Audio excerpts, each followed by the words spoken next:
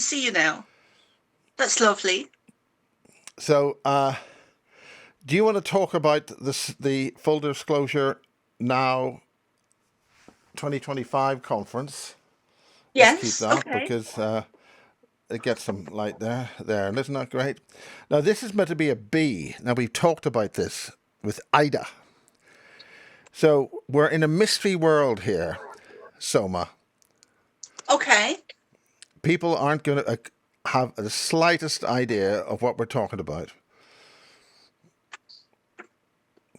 And you are in Wimbledon, is that right? No, Miles, I'm not in Wimbledon. I'm in Cork, in Ireland. In Cork, in Ireland. Do you listen to FM 96? No. You don't listen to 96 FM? No, none of them. But that's your local, one of your local stations there. A friend of mine is DJ in the afternoon drive. Is he? What's his name? Nick Richards.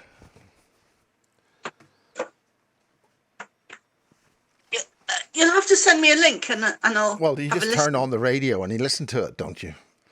And what's his name? Nick Richards. Okay. He does the PM drive, or used to. I don't know if he's doing it now.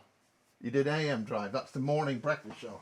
Now, where we are here, ladies and gentlemen, I bought this T-shirt at the Full Disclosure Now conference. And I was talking there for the second time. And we've now got Soma ARah. Soma ARah. ARah. So, explain to us what that is. Soma ARah is a spiritual name that was given to me. My birth name is Ann Noonan, but my spiritual name was given to me, I think it was in 2020, around the time that everything was happening. And the name Soma, I was actually meditating with a tree, and I was given the name Soma by a tree. And then I went upstairs to Google what it meant. Okay, I'm going to interrupt there. There's a lot of people might think that what you just said is rather silly and stupid, and this woman's talking to a tree. But right. People will think trees do that. communicate. The singing or the ringing cedars of Russia is a whole series of books which is based on the cedar tree communicating with this Russian lady, or in Siberia, called Anastasia. There's a whole pile of communication with nature on that. So anybody who wanted to poke fun, oh, the silly girl has been talking to trees. A lot of people talk to trees. I know somebody here called Miriam Yance, and she talks to trees, and they talk back to her. So there. Thank you, Miles. So there you go. Thank you, darling, because I know that people will think that that is crazy or stupid or mad, but nature does, and the earth does communicate to us. And that's something I've been doing since I was a child. Anyway, I was meditating with a tree, and the tree gave me the name Soma. And then I went upstairs to Google what it meant. And then as I was Googling, I could feel my guide next to me on my right-hand side, giving me the name ARah. So then I had to Google that as well. But Soma is a sacred Indian drink, Disclsoure. It has different meanings in different languages, but the Indian one is that. And then ARah is to arise up, which seems, both of those names really feel like they were just perfect for me. Okay. Do you want to go through your earlier experiences as a child? But you did mention them. So why did we talk about it now, since it's 5-6 years since we last talked about all this? Okay, thank you. And it really is great to connect. And you'll also have to tell us on how the hell, excuse me, how did you get to this? Well, I flew. Clever. Because you're down in Wimbledon, which is just near Cork. I'm in Cork. And where's Cork? Near Blarney. I'm near Blarney in Ireland. And you're not going to tell me you kissed that stupid stone, did you? No, not yet, but it's on my to-do list. It's not to do. It's Blarney. The whole point of it is Blarney. In other words, it's bullshit. Blarney is an Irish term for bullshit. And you won't realise it until you get up there, breaking your neck and breaching all the health and safety rules. And how much does it cost to do that? Haven't a clue. The last time we were there was when the easiest way to visit Cork from Belfast is to go to England down the M6, M4, M1, go to London, and then drive from London to South Wales and get a ferry from South Wales and go by sea to Cork. That was the easiest way for me to go to Cork. Because in those days, which was around about 2000, it would take you 3 weeks and a year to get down through the roads from Belfast to Cork. Yeah. But you've had a few changes there. You've had quite a few changes in Ireland since then. You can fly these days. Yeah. From Belfast City Airport, George Best Airport. Mm-hmm. Mind you have to make sure. I was going to make a very sarcastic drink there. Okay, so continue about your earlier experiences and all that.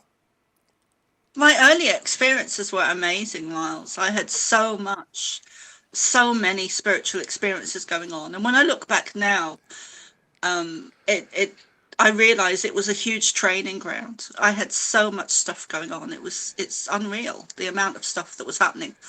But I was born in Namibia, and we left when I was very young. And we moved to Ireland and we moved to London.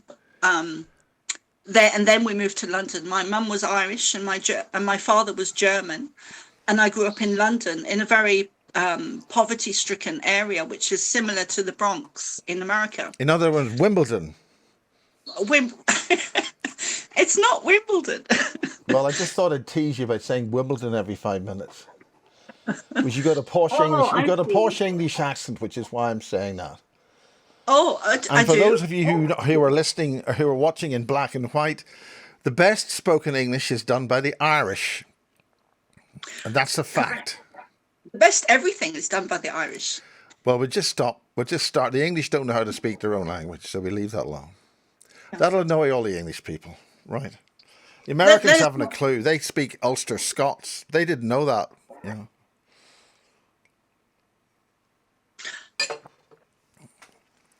Okay, continue. Okay, so we were in London and then we moved. Oh no, sorry, we were in Ireland for a good few years when my mum emigrated back from South Africa. And I always remember the extreme change in weather and thinking, what are we doing here? It is so cold. And of course, the snow in London at the time was massive. But anyway, so we went from Namibia to... So you thought you'd go from a cold place in London to the hot climes of the south of Ireland, which is blazing hot all the time. It's just like that in Wales. Wales is blazing hot weather, never rains. It only rains in Manchester. You're very funny, Miles. There it is. I'm being very sarcastic here because everybody else won't have a clue what we're talking about. I know. Well, the weather is very cold. So yeah, I spent my days out in the garden in my swimming costume that came from Africa, and spent just my childhood really out in nature while I was in Ireland. And talking to the trees and the fairies and the elves and the nature spirits. Sorry, listen, I'm going to say something here. You came the whole way from Africa, which was known for being freezing cold. And you come the whole way to live in Wimbledon, in London. And the only thing you're wearing is your swimming costume. That's possibly why you felt it was a bit cold. It could have been something to do with that. But You're very funny, Miles. Are we going to do a proper interview, or are we just going to be funny with each other? We're going to have this chat, and then we just I don't know what your proper interview wants to be, so we just sort of get things going on this. This is what we call what I sometimes call the preamble, but we've had a preamble running for 17 minutes here, so we'll cut that down slightly. I am in record, just so you understand. Okay, yes, let's get serious. Now, come on, Miles. Pull it together. Well, we need to establish why Soma ARah. Is that a Alan Partridge aha? Soma ARah. It's This ARah. is your life. Take it away. Very funny. You're hilarious, Miles. We have to go for a pint someday. What do you mean a pint? Pint or mojitos. How about that? Bloody, I don't know what that is. Sounds like a disease you get from a mosquito bite. Oh, it's delicious. It's real. I don't even know what's in it, but it's divine. Divinity. I had them in Florida. So basically, I was very open psychically as a child due to a huge amount of trauma where I had men abusing me in all different kinds of ways, all different types of men that I knew, some teachers, some friend's dad, my stepdad, my cousin. And I would keep leaving my body and having spiritual experiences every time the negative stuff happened. So my whole childhood was a huge training ground. And of course, I connected in with a lot of different types of spirit, from nature fairies to angels to the Pleiadians to my own spirit guides would often sing to me a particular song. And at the age of 12, I had an out-of-body experience with Jesus because I was going to commit suicide. Literally, I wanted out.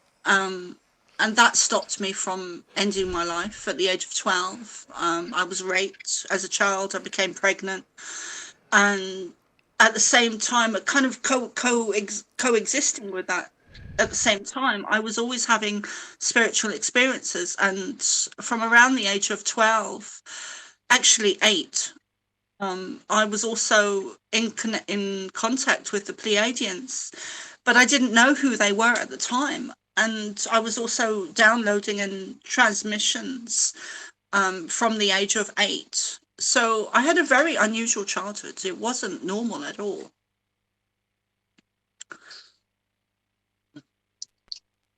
Sorry, this was very traumatic for you.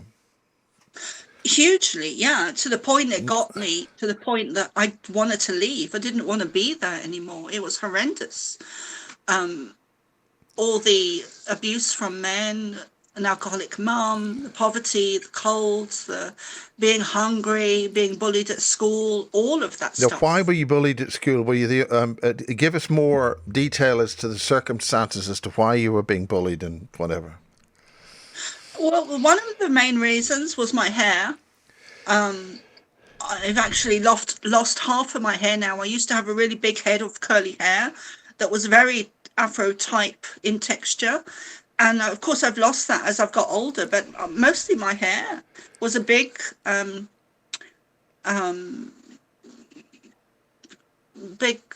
was bullied a lot for my hair. By who? I mean, what sort of contemporaries are we talking about here? Oh, just the other kids, and also yeah, the but what side of teachers kids? I mean, what sort of were they expats or what?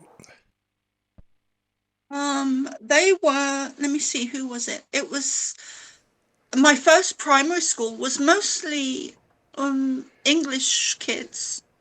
Well, that's not true, but Yeah, but was this this was a we're talking about in the climate of I mean, what were your classmates like? I mean, physically, I mean, were they different races and nationalities? Because this was in Africa. No, this was in London. Okay. But there was a cultural mix because we were living in Hackney in London, which was a poverty-stricken area. So there was a good cultural mix. And even more so at my second primary school, which was Princess May in Dalston. which was actually a really nice. I enjoyed it there. It was very nice, actually. But my first primary school, I was very bullied, and I mean, I'm going to be saying it's not because you're a white blonde girl, or was it because you were Irish or something? I mean, what do you think triggered that bullying? I actually don't know. I just didn't fit in for whatever reason, and the teachers did singular me out. And I wasn't there that long, maybe a year or two. So or you're three. saying that the teachers were actually contributing to the bullying? Oh, absolutely, yeah. The teachers were the worst. They were horrendous. I remember there was one guy that he was just a little cunt. Excuse my language, but he was. Well, you could say that. I couldn't possibly. No. No, really. I think we're trying to do something serious here. I know. I'm sorry, Miles. Forgive me. And apologize to the audience. I don't normally swear like that, but he was so horrible. I think a lot of the teachers back in the 80s, even today, maybe not as much so, but there should never have been teachers. Well, we don't want to talk about the current woke environment where you're not allowed to do anything, and you're not allowed to be a normally born person of either sex. Yeah, that is just ridiculous. The whole thing. It's a program.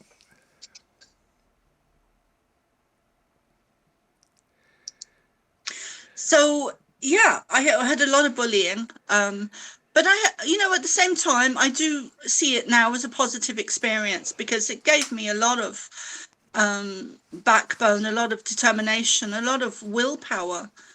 I guess I was bullied because I would never shut up. I would never sit down and take orders of what they were saying. Well, I think that's probably why I had so much bullying. Well, I really can't understand that because you took clear instructions about things when we started this. So, I mean, it was just very simple. Could you do this, please? Yes, done, finished. No time wasted at all. So I can't see any reason why they would ever think that you wouldn't take instruction. Was that because you have got an independent focus in your mind and you say, I'm going to do it my way without the song? I think so. I think the likes of us, Miles, a lot of us do. We have that inquisitive, questioning nature, and we won't just take orders without questioning. We're not that type of people. Well, does that mean that you can't take orders from a sat nav because it's another woman talking to you? Yes, Miles. That's exactly it. I know people who won't have a woman's voice in the car. You get jealous of it, yeah. You're telling my husband what to do. I will tolerate that. I mean it. I'm not joking. I quite believe you, actually. Right. Well, Joanna Lumley can almost tell me to do anything, but I don't have her on my sat nav. Anyway, let's go. Continue. So, I value my childhood hugely because although it was horrible, like part of it, but then on the other hand, I had all the really profound experiences happening to me that I didn't see as being of that important at the time. I thought of them in very simple terms. I understood my guides were around me and I didn't question it, and I also didn't question who they were. It was only in my adulthood that I started remembering and asking who was turning up when I was 8, when I left my body. And the whole experience with Jesus, I never spoke of that for many years afterwards. I still haven't spoken to my family about it. Of course, when I wrote my book, my family took another step in disowning me because I had outed a lot of I spoke about everything very openly in my book. And go into detail and tell us what your book is and where can we get it. Well, it's The Pleiadian Child by Ann Noonan, which is my birth name, and it's on Amazon. My second one was banned, by the way, which was banned on Amazon, so that's on my website. And that is called "What's Really Going On: Pandemic." But Oh, my first book. well, our second interview, I think, was banned, and then I lost my channel. I see. I always think you're joking when you say No, that. I lost the channel. That was the that was the second strike, and the third strike was something with Kerry Cassidy, and I lost my channel, which had been going since 1994. Goodness, I well done. I'm also sorry, Miles. Well, it's interesting that it's interesting. I've got another little camera here, and the reason why I have the camera is so I can take a just see that I don't have any red lights blinking, and we do have a red light blinking, and it happened when you said that, and I'm going to cut it up now. Now you can see there's on the panel there's a red light. What is that? Which is blinking because we had a glitch, and that means that when you said whatever you said about your book, something interfered with the signal, causing that glitch. Oh. So that's just a physical. It just happened to have. I mean, that technical little glitch just happened at the time you just made that reference. Isn't that interesting? And so I'll show it to you again. You can just about see it. I'll point up there. Right. Okay. Yes. It's like it's like they have set up systems to, or AI to recognize certain words. Well, let's put it this way.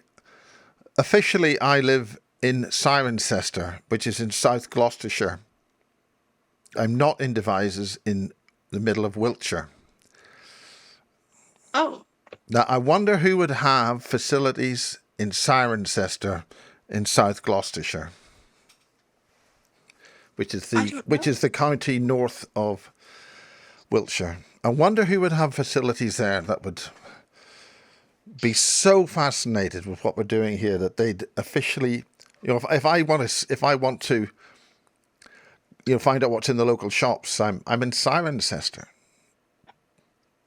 an old Roman town. Right, continue. I'm serious. Officially, okay. My modem isn't in Devizes, it's in Cirencester. Sometimes I never know if you're joking or not. I'm never joking. Right, well, this is an official basis project mug. And these are in one-offs, although this particular brand has got the blue alien thing on it there, just to sort of give it a bit of a different look. Okay, continue. Those are nice. So, where were we? So I was having lots of spiritual experiences. Basically, from the age of 8 till 16 was a whole training ground for me. And I started leaving my body at around the age of 8, probably before that, but 8 is my first memory. And I connected in with the Pleiadians because I had a man laying on top of me who was my mum's boyfriend, and I couldn't breathe. I literally could not breathe. And I was a skinny little thing. I was very underfed, undernourished, to the point my mum actually took me to the doctor because I couldn't use the toilet properly. And he looked at her, and this was another one of my experiences that I'll never forget, but he looked at me, he looks at her, and he looked back at me, and then he looked at her again, and he said very clearly, and I could see a lot of judgment on his face, but he looked at her dead in the eye, and he said, "You need to feed her." And of course, she didn't react at all. She just looked at him. And I think those were the days you could actually smoke in the doctor's office, because I remember her having a cigarette in her hand at the time. Well, you seem to be smoking there earlier. Do you not want to continue smoking? There's no smoking ban on a basis interview. There isn't. Well, I kind of have my own personal etiquette about that. I don't like to smoke on interviews, but sometimes I can't help myself. You're not got a nice long menthol thing, black menthol cigarette. You can sort of do that, and with a little holder for it and everything. Little holder. You don't see the holders anymore, do you? I know, it's because the smoking's got very boring these days. Yeah. It's just the little rollies now, Yeah. which is You not got a quite pipe? You could smoke a pipe. My granddad actually used to smoke a pipe. Right, okay, continue. So where were we? So yeah, I was having a lot of spiritual experiences as a child. Like I say that, and sometimes I think that people don't realize, but it was a huge training ground. I'd be having daily experiences from the age of 8 that I remember up until 16 when I actually left home. And some of them were really important messages that I was downloading from the Pleiadians, which would be Ashtar mostly. And I remember one day I walked into the lounge and my mum was watching telly, and she the news was on and an image of the Sphinx was on. And I remember being held in this vortex of energy where I couldn't move. And that's happened to me quite a few times over the years. And it's normally a safety mechanism that they put me into an energy where I can't move. And it saved me once from having a car accident. But anyway, the Sphinx was on the news, and I was held in this vortex of energy where I couldn't move. And I was in the doorway of the lounge and the hallway, and I was just transfixed on this image of the Sphinx on the news, and I was getting this download of information about the Sphinx. And I was being told that if you look at the Sphinx head on, because I was looking at it head on the right hand side of the paw, I believe, I was being shown underneath, and I was being shown steps going down, and an area or a room or a space or a cavity that was secret or being kept secret. And this was back in the 80s. I don't even know. I wasn't more than 13, so I must have been, I guess, between 10 and I was probably 12 at the time. Yeah, but do you know that there is a set of steps which go in the side of the ear, I think? And they're blocked up now, but they were earlier pictures of people getting through, I think, the tear duct of the eye or something. It was on that side, on the right hand side, and you could get down. Yes, and there's also there's a couple of entrances, I believe, in the Sphinx where you can get in. Yeah, at the tail as well. And the doorway between the paws. And if you're looking at it head on the left paw, on the left side of the body, when I was there, I was actually physically there. I was actually seeing a little entrance that had been covered up, kind of mid-body section. We're going to have a little commercial break here. Syed Noah, who was former head of in Luxor, he was head of the account of the artifacts, so he would verify or list the details of the artifacts. He has been under the pyramid and is going to be speaking about this on October the 4th in the Avalon Rooms in Glastonbury. So that is exclusive. He's Egyptian. He has got found a unique code in all of the Egyptian artifacts, which is reference to the creation of the sun, i.e. when the sun moved, in other words, the Earth's surface moved. And that's a thing we've been working on. Syed Noah, we've done a few things with him, and he did a presentation with Maria Wheatley a couple of years ago.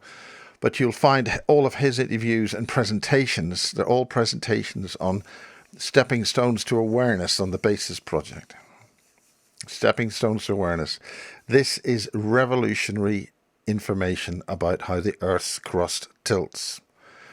And it's about to do so again. Okay, tell us more. Well, where do you want me to start, Miles? Start where you feel is the right place, i.e. the beginning. The beginning? Or whatever suits you.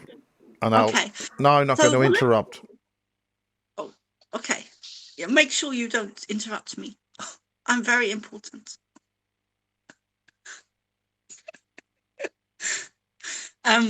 For those that don't get it, I am joking.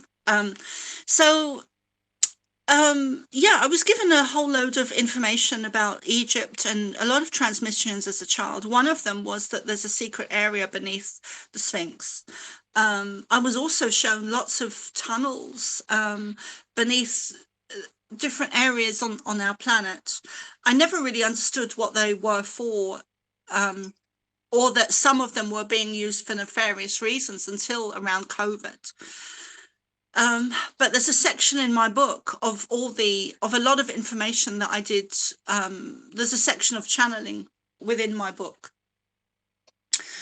and my out of body experience actually when I was 12 with Jesus was really changed me in a huge way, because it put me into a blissful state for about 3 or 4 weeks, and then that gradually ebbed away.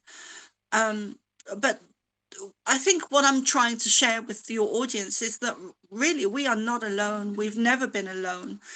And we are so much more than we've been led to believe and indoctrinated within the school system, which was something actually they kept me out of, which is one of the reasons I'm able to continue channeling them, because I didn't have that foundation of secondary education. They stopped me from entering, and I would just be at home channeling and meditating, and I didn't know that's what it was called at the time. I just knew that I was in a safe space and very protected within that meditative state. So my childhood was very different, and of course I was one of those children that had a lot of past life memories of my different lifetimes. One was in Native America, which always touches me very personally, with my guide called Black Elk, who I just call Many Moons. I never really call him Black Elk. But I had a very personal, up close personal lifetime with him. And I remember the white man coming, and I would have dreams of that as a child, and how devastating it was on a mass scale. So, and that was with Lakota. Oh, and then of course Dublin. I remember being in Dublin for the first time ever, and I was with my mum, and I was about between 6 and 7, and I was telling her about the road names, and I couldn't read or write at the time. And she knew I'd never been to Dublin. She knew I couldn't read or write. But I was telling her the road names. I was telling her what was around the corner and the buildings and who I used to be and all of this information. And she just looked at me. A lot of the time, that's how it was. But one of the things that really came up for me at the UFO conference, the Full Disclosure Now conference in Florida. Yeah, it's not a UFO conference. Far from it. Okay. Thank you, Miles. That was a slip of the tongue. So the Full Disclosure Now conference, which is not a UFO conference, in Florida in July, I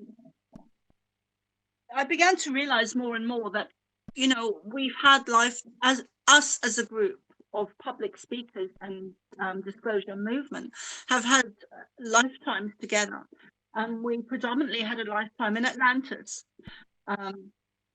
You were there as well, Miles, and many of us, I remember Brian being there, and many of us are back here now to help to continue and assist humanity with the great awakening of humanity, with the awakening of consciousness and the expansion of evolution within humanity. But we chose this life. We chose to be very public figures, as part of the disclosure movement, to get this information out. It's not, there's more going on behind the scenes than we actually realize a lot of the time. Continue.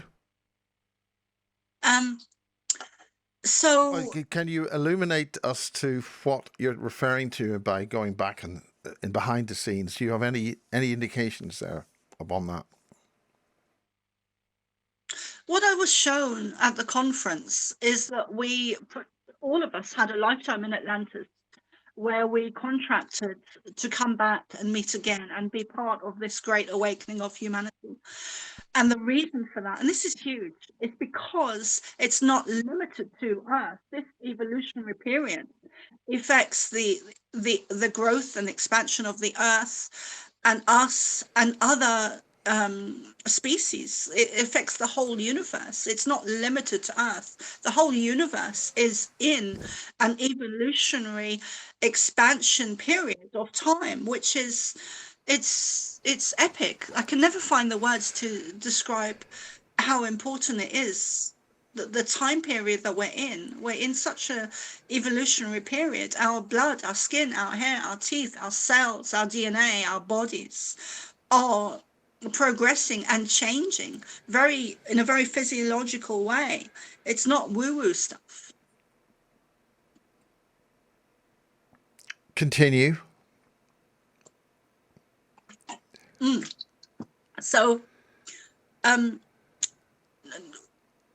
for people that don't get it, I would say look at the science. Look at the science of talking to trees. Look at the science, especially if it's something that jars you or triggers you, where you are skeptical and really don't believe what the likes of us are saying.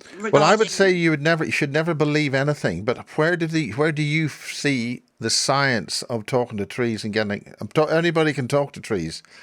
It's like horse whisperers, you know. It's that when the animals and nature returns, he talks back to you in a coherent way that you can have a conversation. Yeah, and I've been doing that for a long time. But here's the thing, Miles. You can ask the trees the history of the universe, and they will reply. The question is, do we have the ability to be silent and quieter enough to listen and be receptive enough, to humble enough to allow us to get an answer from a tree, or does our ego step in and block us? Okay.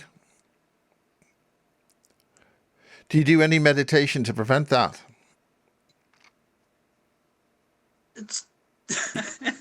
To prevent No, what? I mean, how do you stop your ego jumping in and preventing whatever you've just been talking about? That's a hard one. I think a trick to deal with the ego is not to react to situations. You may be feeling it, and this is mostly for your audience because I know that you don't have much of an ego. But so a trick that I've learned that I find really helpful is to not respond, not allow myself to be triggered when something happens externally, and that actually was a lot of training in my childhood. So do you think that the abuse you received in childhood, because I know an awful lot of people in this line of business have had a lot of trouble with their parents, and they're all, shall we say, collectively in the same business, for want of a better term. And what was the thing which got you to break from all that, being victim and all that? And I think it was my experience with Yeshua, or Jesus, when I was 12, which was a very real, profound experience. And I'd gone from being distraught and wanting to commit suicide. I'd gone from being extremely emotionally unstable to coming back and being totally blissful. It changed my whole perspective, my whole understanding. It was more of a Kundalini awakening than out of body or astral experience, which actually someone else made me aware of over the last couple of years. I was blissful, and yet I was still being abused. I was still going hungry. I was still being bullied and all of that stuff. And it was after that I stopped going to school and started meditating in my room alone and reading books by the likes of Edgar Cayce and Doris Stokes, who used to be a famous medium in the UK years ago. So that's how I spent my childhood from 12 to 16. Pardon me on that. Did Doris Stokes not get a lot of? Was she jailed because she was getting too clever? She was I don't getting know. information and they thought she was a spy?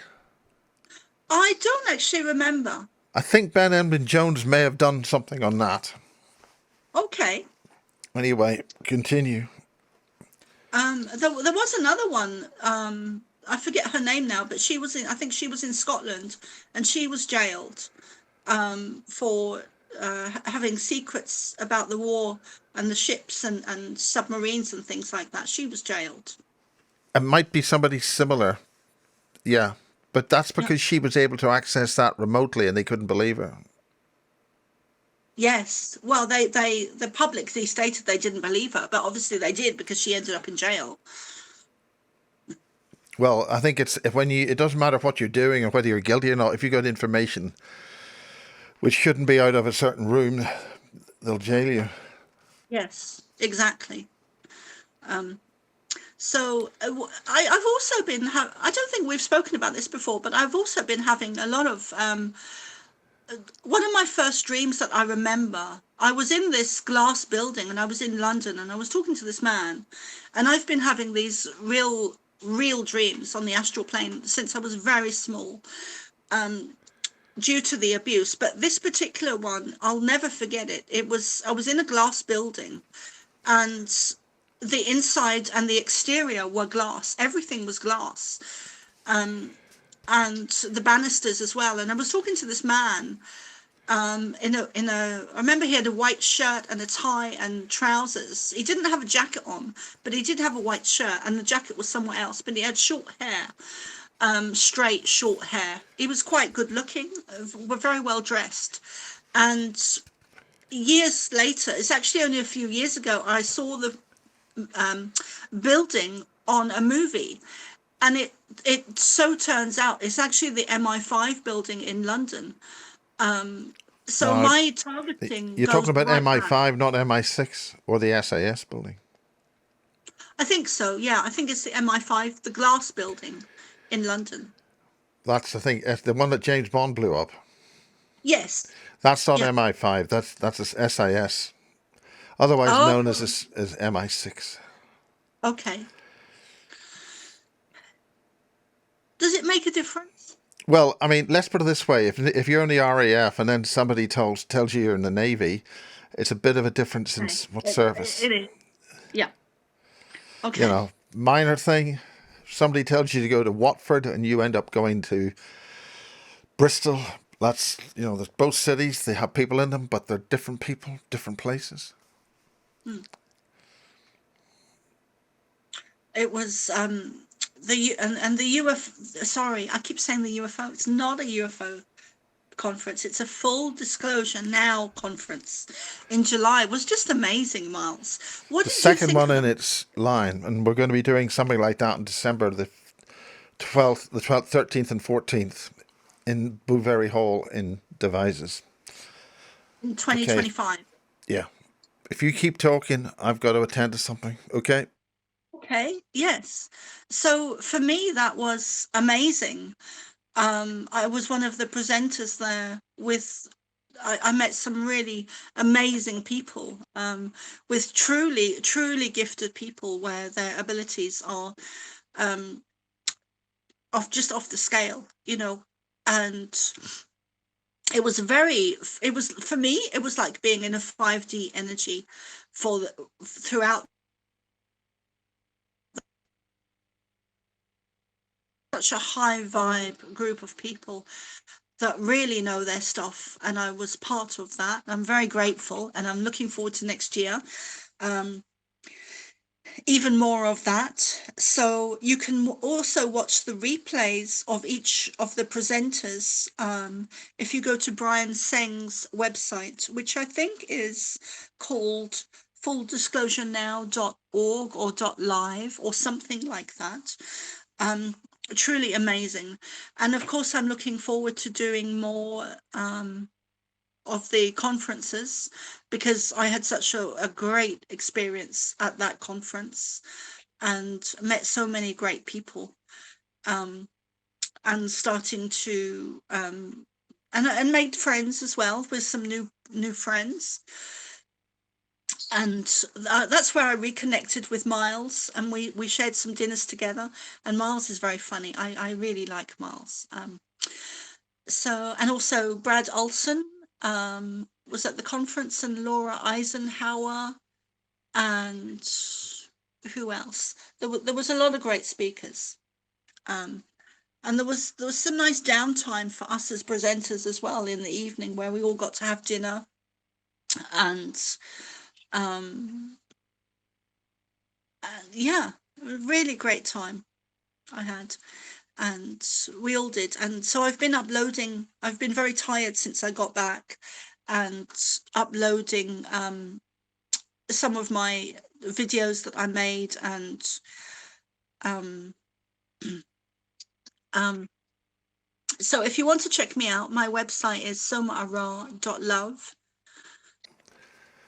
Right, we're 5 minutes in. Okay, forget about that. Okay, we're in part 2 with Soma ARah, and we've done the bad jokes about Alan Partridge, who's a British comedian who does a lot of very good, questionably humorous programming for the BBC, and he's done a lot of films and things. And we are sort of continuing this now. We tried to fix a technical problem. We haven't been able to do that. So we're with Soma, and she's had an unhappy childhood. And I've mentioned that a lot of people in this business seem to have had unhappy childhoods, and with good cause. It's somehow to train you. But it's, I'll be say, with all unhappy childhoods and pain, it may be good for you. The medicine may be good for you, but that doesn't make it feel any better. So, okay, take it away, Soma, on this second bit. Thank you, Miles. Exactly. So it was, when I look back now, my childhood was pretty amazing and exceptional, and a huge training ground for me to enable me to be doing what I'm doing. I've been hugely targeted since I was a child, with a lot of the 3-letter agencies, mostly in America, which I don't often talk about. Well, But now's your opportunity to talk about all of this stuff. Thank you, Miles. So my main mission that I discovered when I was having a shamanic journey in Ireland, when I was doing the shamanic training, was that my mission here on Earth is to channel the Pleiadians, which I've been doing since I was a child because of my childhood, and to get the information out. That is my main mission on Earth. And so they've shared, perhaps I could share some of the information that they've shared with me over the years. Yeah, go ahead. Show examples or explain all that. Okay, so more recently they've shared a lot of new information since 2020, and I've had a lot of my own life changes alongside that. But some of the information they've shared, and I know that some of it sounds unbelievable to normal people, and it sounds crazy to normal people. I understand that, but if you look into researching it, you'll see there are researchers that are also revealing the information from having done their own research. But some of the information, which will sound crazy, maybe even to you, Miles, I'm not sure, but some of it is, which I find fascinating lately, is that dragons existed physically on Earth, but not so much that dragons existed physically on Earth, but that Yeshua, or Jesus, had dragons that he kept as, not as pets, but more as family. And he owned dragons. So they also have shared premonitions, which is recorded before the events happened. And one of those is the landing in, I think it was Miami, where you had hundreds of police en route to a mall in, I'm not sure whereabouts in Miami it was, but there was a recording of alien beings, and that they predicted that 2 or 3 weeks before, and that is on my YouTube recording, where they said there would be a landing in Florida, in Miami. And the other predictions are some to do with weather. Now, what sort of dates are we talking about? Can for you Miami. qualify the dates on this, please? Okay, so the date, it was around Christmas time last year, so December 2024.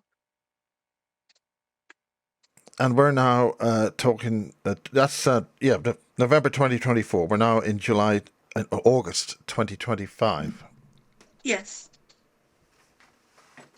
Okay, go. The other prediction that they made more recently over the last couple of months, I think it was a couple of weeks before the Florida conference, which is also recorded. I record everything and date it. And then during one of the channelings then, they said that the sea would be lifted back and there would be symbols that would be discovered. And I saw a video, I think it was last week, of someone reporting on an event that had happened where the sea came back. I think it may have been a small or big tsunami, and the Well, symbols small were tsunamis discovered. different to a big tsunami. We've just had one, but that's in the Pacific due to a failed earthquake weapon, which was not. Perhaps They that's where didn't it get the was then. tsunami they wanted. Let's put it that way. Allegedly. Yeah. I'm not even that could be the same one, Miles. I'm not even sure where it happened, but there was a place where the sea was pulled back and symbols were exposed. It's recent. It's within last month. Yeah, there was something happened near Japan, and it affected that area of Japan, which is near Russia, way up the North Pacific. Yeah. So that is one of the predictions they made. They've said that the Earth was knocked off her natural axis and is now shifting back onto it, and therefore there will be a lot of weather disruptions, some of them natural, a lot of them are man-made by negative agendas. The world is not what we thought it was. There's a lot of information that they give me about the evolution of humanity on Earth and how that works. They predicted, which is in my book, it was so long ago, that there would Okay, be... mention your book. Where can they get it? Thank you, Miles. It's the Pleiadian Child by Ann Noonan. But they did talk about the two suns that would be seen in the sky, which was also a prediction which has happened now several times. Well, unfortunately, an awful lot of people point their stupid cell phones at the sun. It reflects on the inside of the lens, and you get a second sun. That's not a second sun. That's people stupidly pointing their idiot phones at it, and it reflects off the outside of the front of the lens. Well, I don't know what to say after that, but No, but if you point your camera at the sun, you're going to get reflections inside, and it depends how the cell phone, particularly cell phones. I can do it by pointing up on a light. Okay, we've thrown ourselves off here. So what's the point that you're trying to get? You're talking about predictions and Earth changes. I think the point I'm trying to get across is that I have a very direct link to them because I've been doing it for so long as a child, which was a great training. You know, all that, traumatic childhood really was a great blessing in a good disguise, really. And I think that's true for a lot of us. And we are here to help awaken humanity on a mass I think we're long past helping. If we haven't got people waking up by now, after all that's been going on, I think you might as well forget about 80 to 90% of humanity, because if they haven't woken up by now, they're lost cause. Exactly. There is a great divide. I mean, if you keep trying to hit a donkey, and it doesn't move. Yep. Then you just have to continue on the journey with the other donkeys. Or take a horse to water and it doesn't drink. That's it. Yep. Yep. My mum always used to say that. So yeah, I mean, I there's a lot of sections in my book of channeling where you can, if you're interested, you can have a look at that. It's The Pleiadian Child by Ann Noonan, which again is my birth name. And I run groups, free groups. I had 2 of them weekly, one on a Saturday and one on a Sunday, And how do both people find 7 out about p.m. these, and how do they actually Well, they're contact you? both at 7 p.m. Irish time, and they're on my website. Have you heard of High Brazil? I have, yeah. I've And where's channeled that? a It's lot. off the southwest corner of Ireland. Yeah, I've channeled And some Ireland isn't information even about called it. Ireland. It's called Scotia, after the daughter of the Egyptians. And the Egyptians have got a very close connection with Ireland via Sligo and Cork area. Dingle. Ask That Laura is, Eisenhower. Have a nice conversation with Laura Eisenhower. She's a fascinating woman. Her father had a few connections in that regard. You know, it was a sort of little bit of a war and things. Was a president, signed a few deals with some ETs in 1952 or something, or was it 53? You know, the old sort of alien invasion thing. I mean, you know all this, don't you? Eisenhower. a lot of it has been channeled to me.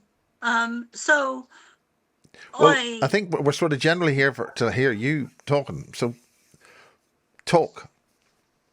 well, that is some of the information that they shared with me, is about some of the secret areas like Area 51, where they're doing horrendous experiments, making horrendous beings that are half human and half whatever else they are. But these beings are in a horrendous amount of pain, and they're doing a lot of experiments like that in secret. Of course, a lot of the secrets are getting out now, but they're not just doing it in Well, Area that 51. that's BBC They're One doing it Doctor Who, in the many Cybermen. places. There's a whole Sorry, Mark. Go whole on. series on that. The Cybermen. People in hospital in terrible pain, and they end up as Cybermen. Mm. Doctor Who. That's relatively recent. That's only about 10 years ago on Doctor Who. Well, I'd say that that goes back a bit longer than that. Oh, yeah, well, Doctor Who goes back to 1963. The experiments that, but this is the thing, Miles. This is not information that I've been watching. This is information that I've been channeling. Well, tell us all about it, and I'll be quiet. Well, if you let me speak, I will. But I'm sorry. It's my rebel coming out there. Are you But talking about an Irish rebel there? Black and yeah, tans. yeah. Well, you know, that stuff runs deep. But the so the underground areas, the experiments have been going on for a long time. They're very advanced in what they're doing and have very little empathy for these creatures that they're creating. And of course, being empathic, when I channel information, when I've channeled that, I do feel I do see it. It's more. It's even sometimes it's more like I'm remote viewing or seeing it from a remote distance, which I'm realizing more and more that I actually do. But anyway, I do feel the pain of these beings that have been created, and the scientists creating these have no conscious or compassion or empathy for what they're doing. They're just doing their job, so to speak. But these places are vast. There's a lot of them in America. Of course, there's also information about the tunnels, which were used for kind of tunnels for different reasons, but some of them are for human and child trafficking. There is recently I've been shown over the last couple of years that they're beneath Hyde Park, beneath there's a green lawn, a large area of green lawn in front of the palace in London. That area beneath that lawn, I've seen what is beneath that, and it is used. There are tunnels there that are used for child trafficking. A huge tunnel system beneath that area of Hyde Park and the lawn in front of the palace, the Queen's Palace. So I think, I don't know, have you disappeared, Miles, into the ethers, or I don't there want to you are. distract you, so just keep talking. Oh, okay. So, yeah, if you guys would like to come and join to hear me channel live, I have two groups, one on a Saturday 7 p.m. and Sunday 7 p.m. BST for Miles. And for myself, it's still Irish time. And that is free to join. And the link, the Zoom link is on my website, which is somaarah.love.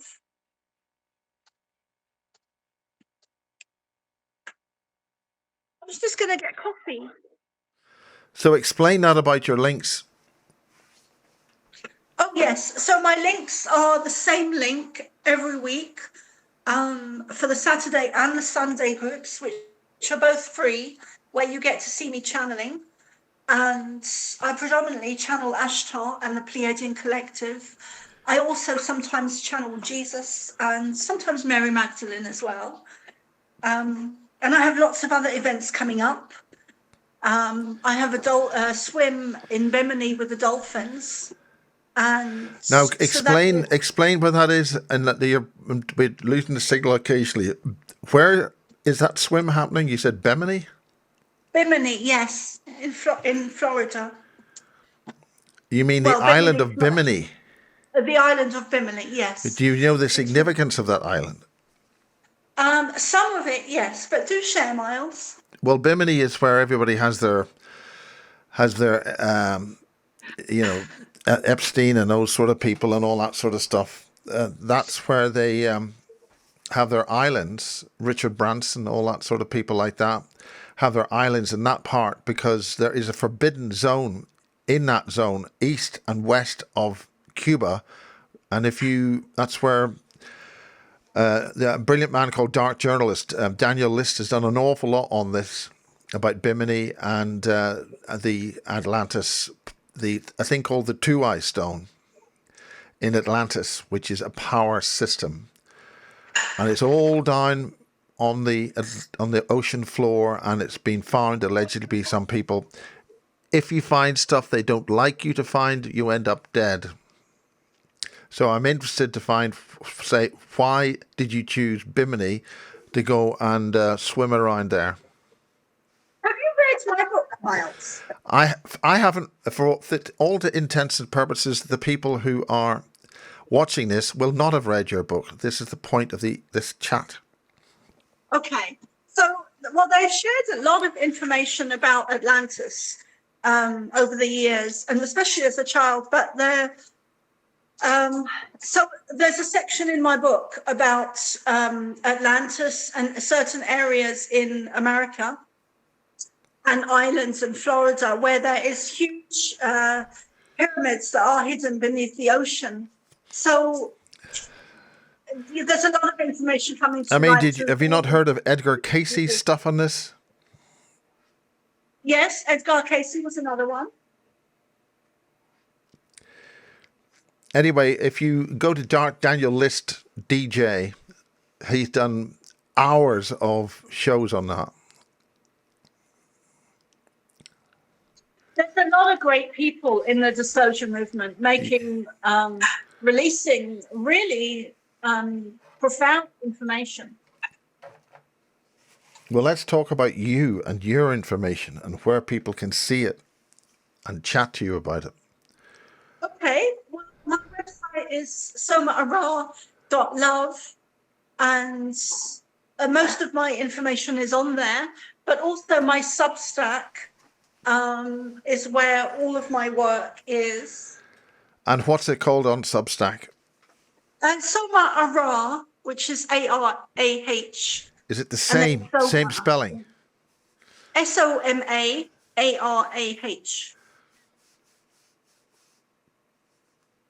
So SOMAARAH. Excellent. I didn't know you had a Substack, but everybody's okay. I do. Yeah, I actually find Substack really good. I haven't found it to be censored at all, whereas all my other ones are very censored. Well, I think there's a reason for that without qualifying it is because it's behind a paywall. If you get to certain levels, you've got to pay, you've got to subscribe, and that brings you into a different legal realm, apparently. But I wouldn't want to guarantee that. Do you feel you want to say anything further? Any things you want to actually get done on this? There is a lot I'd like to say. Well, say it. We're recording. This is your opportunity. I'm trying to think now because my mind has just gone blank. I guess the biggest thing, what I'd like to say to your audience is to, especially the skeptical ones, is to question everything, but open your mind and research, everything that we're all saying. And also to get yourself off to some of the conferences that are happening. Mars is having another one in December. Well, I had to cancel June because of external interference, which I was aware of, and that's happening in the 13th and 14th of December, and we're bringing over a number of people, and like a lot of these things, you don't want to be telling people about it too much in advance, because maybe somebody won't want them to do it. So you've got a beautiful ceiling there. Thank you, Miles. I love those doors and things. Are you showing us around your home? I'm trying to get to the garden, but someone's closed the front door. Do you not have control over your own home? Notice I'm winding you up. I'm winding you up. I know. By trying to use the way the Queen would say it. And by the way, the Queen sort of popped her clogs. There's another bloke in there called the King. Oh, well, King Charles III. So I'm very anti-royal family because I see them as being reptilian. You've been reading too many of those books from that Ike person. Now we've lost you. Well, ladies and gentlemen, we've had a bit of a comedy chat here, but there's an awful lot that she's been saying. And I think we're almost getting her back. You see, the purposes of having a phone is I try to keep it connected, sweetheart. It helps. Yeah, but are you out of your Wi-Fi or what? Was you breaking up? I still have Wi-Fi. Yeah, but you're probably well. I'm still here, Miles. We're still connected. Well, it's breaking up, but at the moment you're standing in outside in sunny Cock. Is that better? No, because you got a bright sky behind you. You're just a shadow. How's that? See there. See, now we have a thing called the sun shining on you. Continue. So I was saying, yes. So that's one of the things about me is I don't believe anything I'm told or read unless I actually channel it from them. So that's one of the things they have said is that the royal family are reptilian. That they are also child traffickers. Well, listen, we don't want to be going into legal things like that.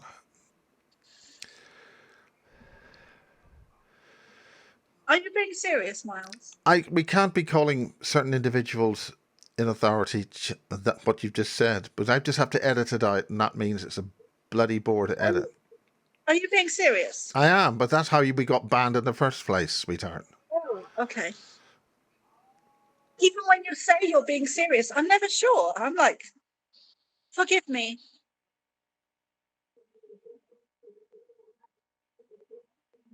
You're right. I'll try and keep it still. Well, you could sit down and sort of like, right, that's just gone into another alarm mode. I think I'll call it a day. Right. We'll see you next time. Okay. Would you be happy to do more? God knows, we've got flashing lights again. Right. We'll say goodbye.